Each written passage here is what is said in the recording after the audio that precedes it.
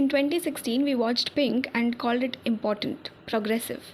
A film that finally said a woman's no means no. But look at what Pink actually shows you. A woman being publicly stripped, not of her clothes, of her credibility, her dignity, her character, piece by piece in a courtroom, by men who knew exactly what they were doing. And then a good man arrives and saves her. We exhaled, we called it justice. But Mahasweta Devi wrote a different story in 1978, one of the most radical feminist texts ever written in any language, about a woman who did not get a Deepak. Draupadi Majhin is a tribal revolutionary, hunted by the state. When they finally capture her, army does to her body what states have always done to women who resist.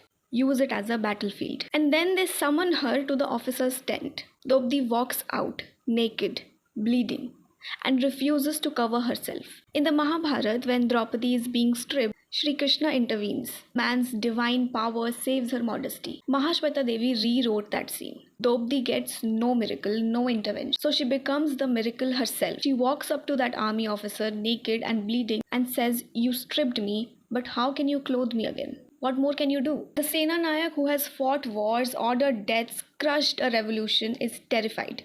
For the first time in the story, afraid to stand before an unarmed target. Pink needed a courtroom full of people, a movie, an entire country, a society to hear a man say a woman's no out loud. Because when a woman says no for her own body, it is dismissible. Mahasweta Devi didn't write a victim. She wrote what happens after every savior has left the room.